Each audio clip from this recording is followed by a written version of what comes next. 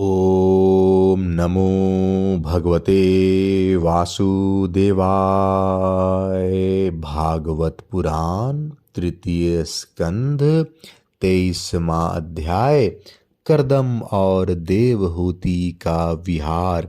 श्री मैत्रेय जी ने कहा, विदुर जी, माता पिता के चले जाने पर पति के अभिप्राय को समझ लेने में कुशल साध्वी देवहूति कर्दम जी की प्रतिदिन प्रेम पूर्वक सेवा करने लगी।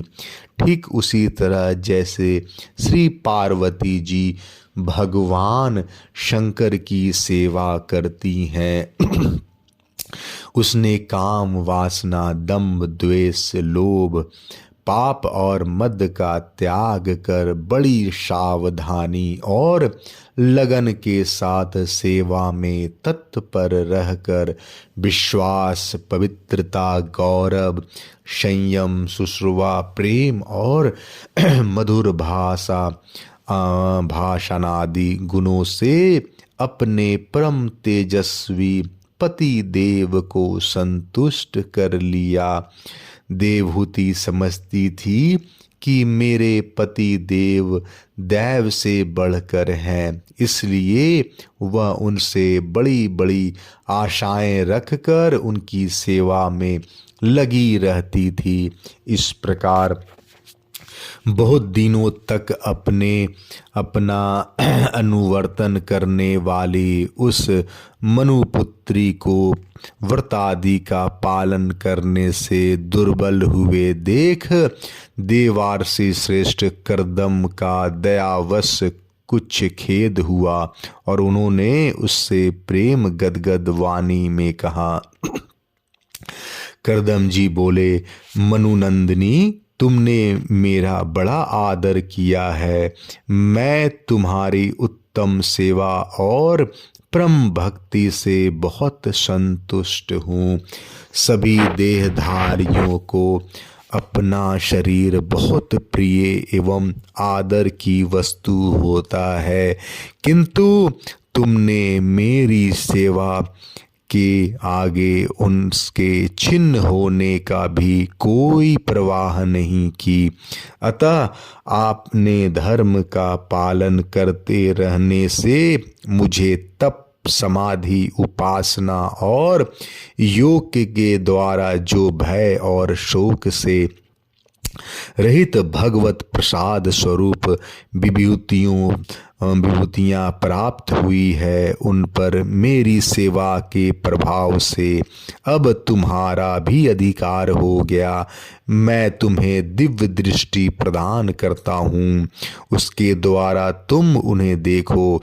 अन्य जितने भी भोग हैं वे तो भगवान श्री हरि के भ्रिकुटी विलास मात्र से नष्ट हो जाते हैं, अतः वे इसके आगे कुछ भी नहीं हैं। तुम मेरी सेवा से भी कृतार्थ हो गई हो। अपने पातिव्रत धर्म का पालन करने से तुम्हें ये दिव्य भोग प्राप्त हो गए हैं, तुम्हें इन्हें भोग सकती हो। हम राजा हैं, हमें सब कुछ सुलभ है।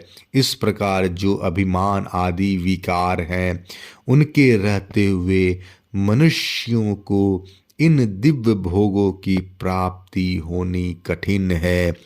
कर्दम जी के इस प्रकार कहने से अपने पति देव को संपूर्ण योग, माया और विद्याओं में कुशल जानकर उस अबला की सारी चिंता जाती रही।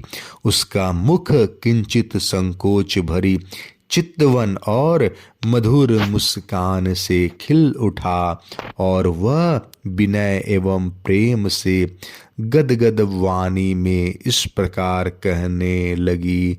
देवहूति ने कहा, द्विज श्रेष्ठ स्वामीन, मैं यह जानती हूँ कि कभी निष्फल न होने वाली योग शक्ति और त्रिगुणात्मिक का माया पर अधिकार रखने वाले आपको ये सब ऐश्वर्य प्राप्त हैं। किंतु प्रभु, आपने विवाह के समय जो प्रतिज्ञा की थी कि गर्भाधान होने तक मैं तुम्हारे साथ गृहस्थ सुख का उपभोग करूँगा, उसकी अब पूर्ति होनी चाहिए, क्योंकि श्रेष्ठ पति के द्वारा संतान प्राप्त होना पतिव्रता स्त्री के लिए महान लाभ है।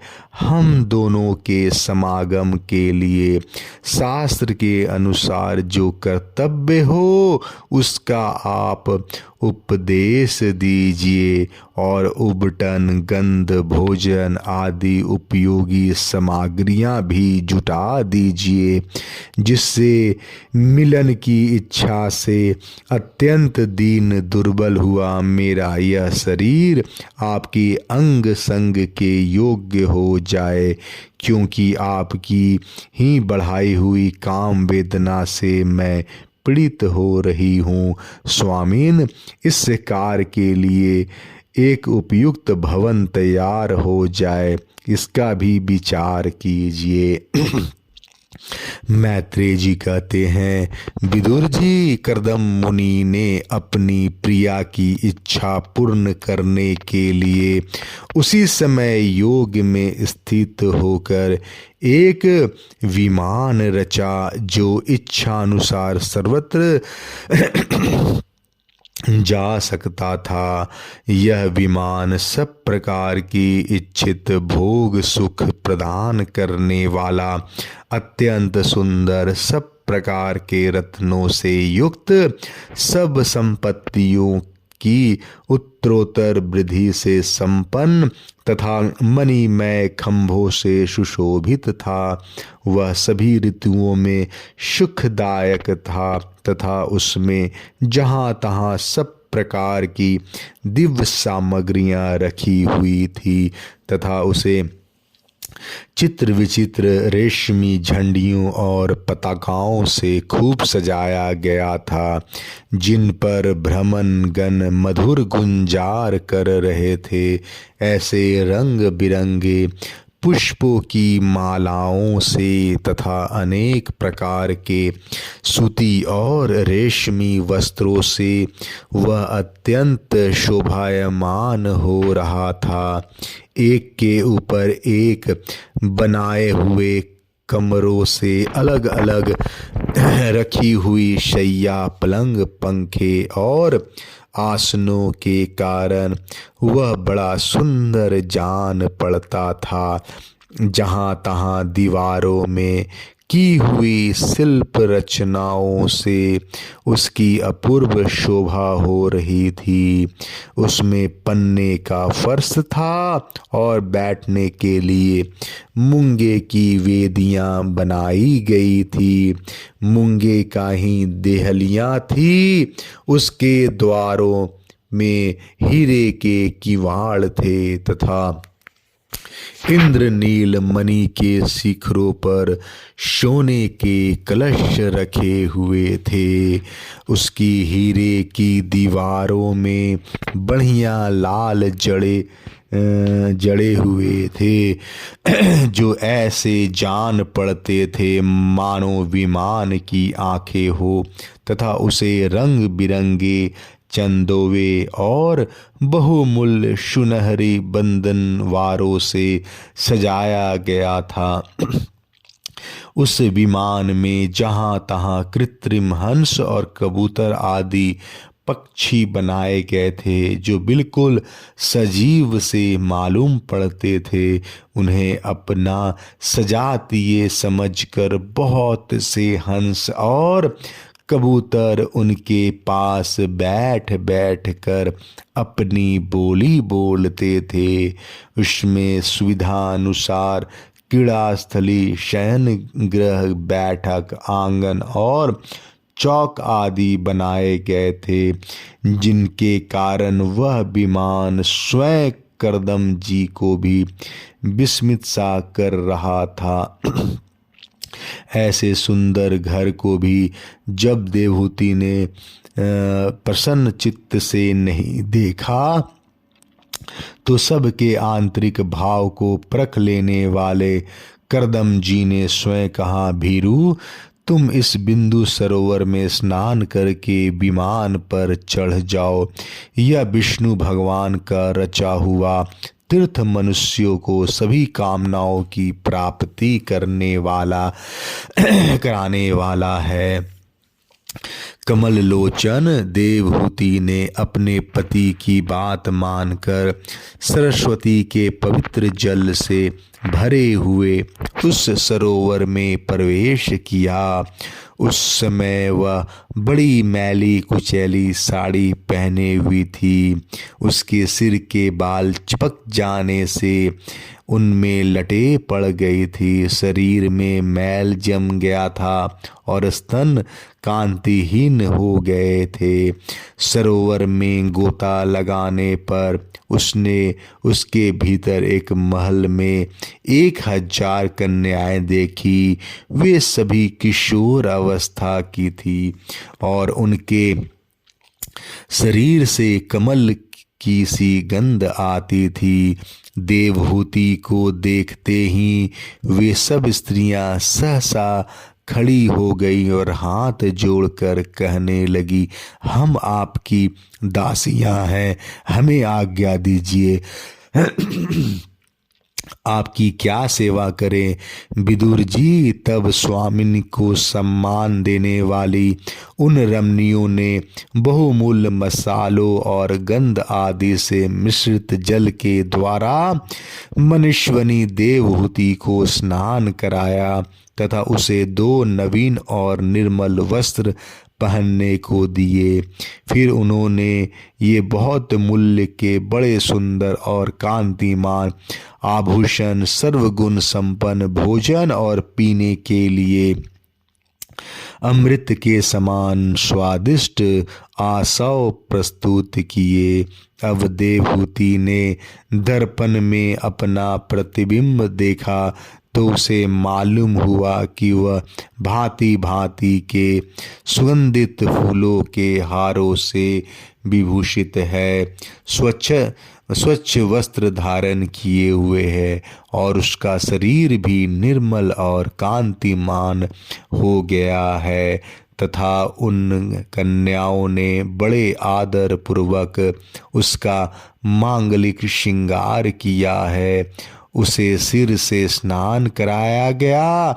स्नान के पश्चात अंग अंग में सब प्रकार के आभूषण सजाए गए हैं तथा उसके गले में हार हुमेल, हाथों में कंगन और पैरों में छमछमाते हुए सोने के पायजेब सुशोभित हैं। कमर में पड़ी हुई सोने की रत्न जटित करधनी से, बहुमूल्य मणियों के हार से और अंग अंग में लगे हुए कुमकुम आदि मंगल द्रव्यों से उसकी अपूर्व शोभा हो रही है।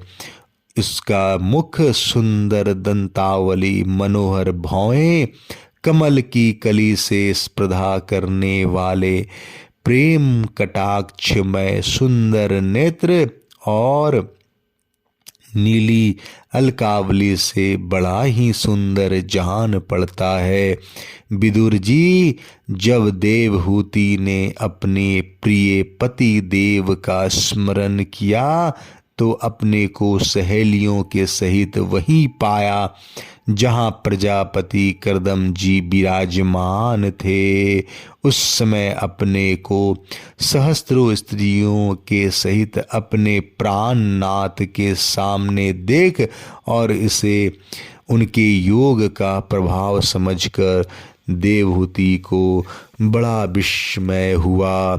शत्रु विजयी विदुर जब कर्दम जी ने देखा कि देवहूति का शरीर स्नान करने से अत्यंत निर्मल हो गया है और विवाह काल से पूर्व उसका जैसा रूप था उसी रूप को पाकर वह अपूर्व शोभा से संपन्न हो गई है, उसका सुंदर वक्षस्थल चोली से ढका हुआ है, हजारों विद्याधरियों उसकी सेवा में लगी हुई है तथा उसके शरीर पर बढ़िया बढ़िया वस्त्र शोभा पा रहे हैं। तब उन्होंने बड़े प्रेम से उसे विमान पर चढ़ाया। उस समय अपनी प्रिया के प्रति अनुरक्त होने पर भी कर्दम जी की महिमा मन और इंद्रियों पर प्रभुता कम नहीं हुई। विद्याधरियों उनके शरीर की सेवा कर रही थी। खिले हुए कुमुद के फूलों से श्रृंगार करके अत्यंत सुंदर बने हुए वे विमान पर इस प्रकार शोभा पा रहे थे मानो आकाश में तारागण से घिरे हुए चंद्रदेव विराजमान हों। उस विमान पर निवास कर उन्होंने दीर्घ काल तक कुबेर जी के समान मेरु पर्वत की घाटियों में विहार किया। ये घाटियाँ आठों लोकपाल की विहार भूमि है। इसमें कामदेव को बढ़ाने वाले शीतल मंद सुगंध वायु चलकर इनकी कमनीय का शोभा का विस्तार करती है तथा श्री गंगा जी के स्वर्ग लोक से गिरने की मंगलमय ध्वनि निरंतर गूंजती रहती है। उस समय भी दिव्य विद्याधरियों का समुदाय उनकी सेवा में उपस्थित था और सिद्धगण वंदना किया करते थे।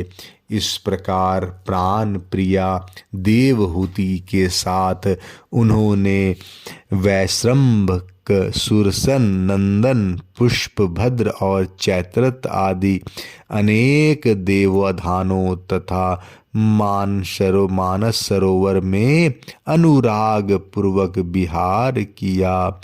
उस कांतिमान और इच्छा अनुसार चलने वाले श्रेष्ठ विमान पर बैठकर वायु के समान सभी लोकों में विचरते हुए कर्दम जी विमान विहारी देवताओं से भी आगे बढ़ गए। विदुर जी जिन्होंने भगवान के भव भयहारी पवित्र पाद पद्मों का आश्रय लिया है, उन धीर पुरुषों के लिए कौन सी वस्तु या शक्ति दुर्लभ है। इस प्रकार महायोगी कर्दम जी यह सारा भूमंडल जो दीप वर्ष आदि की विचित्र रचना के कारण बड़ा आश्चर्यमय प्रतीत होता है, अपनी प्रिया को दिखाकर अपने आश्रम को लौट आए। फिर उन्होंने अपने को 9 रूपों में विभक्त कर रति सुख के लिए अत्यंत उत्सुक मनु कुमारी देवहूति को आनंदित करते हुए उसके साथ बहुत वर्षों तक विहार किया, किंतु उनका इतना लंबा समय एक मुहूर्त के समान बीत गया। उस विमान में रति सुख को बढ़ाने वाली बड़ी सुंदर सैया का आश्रय ले अपने परम रूपमान प्रियतम के साथ रहती हुई देवहूति को इतना काल कुछ भी न जान पड़ा। इस प्रकार उस कामशक्त दंपति को अपने योग बल से सैकड़ों वर्षों तक विहार करते हुए भी वह काल बहुत थोड़े समय के समान निकल गया। आत्मज्ञानी कर्दम जी सब प्रकार के संकल्पों को जानते थे, अतः देवहूति को संतान प्राप्ति के लिए उत्सुक देख तथा भगवान के आदेश को स्मरण कर उन्होंने अपने स्वरूप के 9 विवाह किए तथा कन्याओं की उत्पत्ति के लिए एकाग्र चित्र से अर्धांग रूप में अपनी पत्नी का भावना करते हुए उसके गर्भ में वीर स्थापित किया। इससे देवहूति के एक ही साथ 9 कन्याएं पैदा हुई। वे सभी सर्वांग सुंदरी थी और उनके शरीर से लाल कमल की सी सुगंध निकलती थी।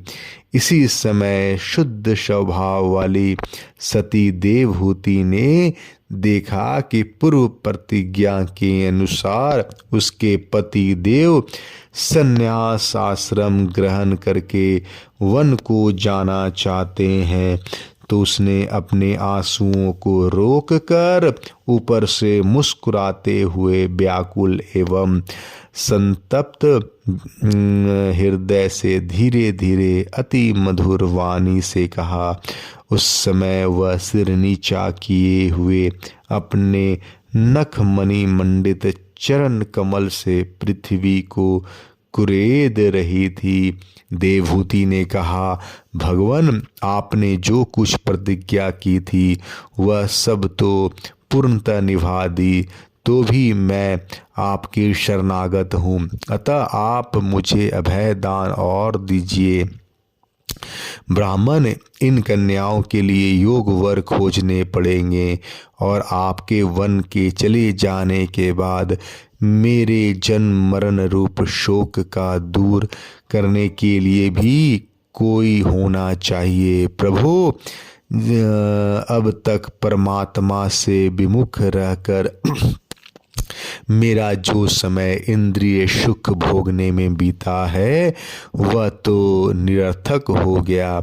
आपके परम प्रभाव को न जानने के कारण ही मैंने इंद्रियों के विषयों में आसक्त रहकर आपसे अनुराग किया, तथापि यह भी मेरे संसार भय को दूर करने वाला ही होना चाहिए।